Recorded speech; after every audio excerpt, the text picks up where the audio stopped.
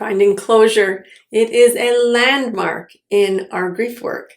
And today I'm going to explore why closure is a very well-intentioned but false goal. I'm Jo McRogers. Welcome to Grief Support That Works. I'm so glad that you have found us here today. After someone we love has died, closure is hoped for and sought after. After the funeral, after the court case, after the autopsy, after a guilty verdict, or after genetic testing. There's so many places we can seek closure. News media always reports now that families can seek closure after a trial has concluded, and communities seek closure through vigils. Family and friends want us to have closures. Oh, she's pregnant again. She must be over the loss.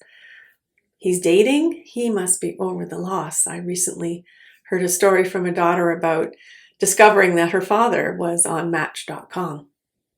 Society wants us to have closure because they need to see an end to our pain. They also need to get rid of their general discomfort with our grief. Closure. So for many reasons, the temptation of closure is real.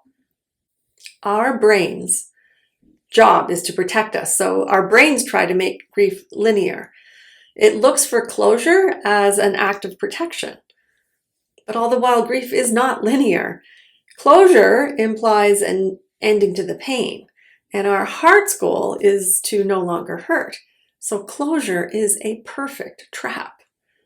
Now, closure can have a role in our grief, but we need to discern the difference between factual instrumental questions that can be closed and those emotions and questions that may never be closed. So closure can happen to the answerable questions. Was there medical negligence? Was there a suicide note that helps me understand this? Was the other driver impaired? Are there genetic considerations that need to be explored? Questions are a very important element of our grief, but the myth and false promise of closure is seductive.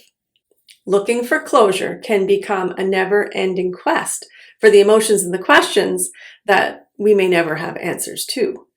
Closure can be a wishful thinking concept that comes to our rescue. The research that I read states that the more we seek closure, the more likely we are to develop what's called complicated grief. Seeking closure can protract our grief, it adds nuances, and it adds stress to our loss. Please remember that grief is a process. There is not an ending. That is not the goal. Grief isn't a static state. It evolves, it breathes, it morphs, it withdraws, and it roars wildly back in. What happened to you through this loss is important enough for it not to be ended. Grief isn't meant to be closed. Why would you want it closed? It is more vital to fill the loss with ways of connection and honoring than a closure to their absence. Closure implies an ending, and this may conversely imply then that there should also be an ending to the love, to the happy memories, to the connection. This is not helpful in our grief work.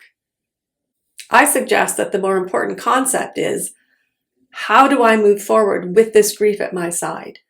So I offer the concept of integration. My belief is that we need to seek integration, not closure. Why would you want to close out the significant person and the love you shared in your life?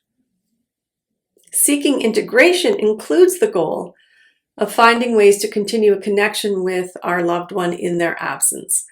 Please see my video where I speak about the continuing bonds theory that supports these ideas. Integration involves who are you now with this important sacred loss in your life.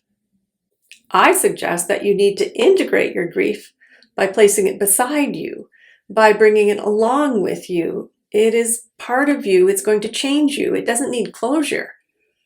Who are you now with this important sacred loss in your life? Can you share a comment below about ways that you might have sought closure? Can you tell us if it was helpful or if it was a hindrance? And does the concept of integration appeal to you?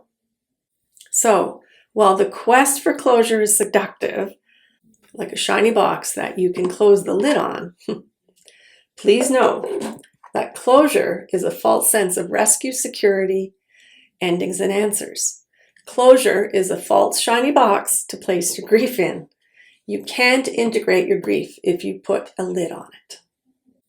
Because it hurts doesn't mean that it's wrong. As you seek integration and some closure, I send to you kind thoughts, kind words, and a kind heart. Thank you so much, and I'll see you next time.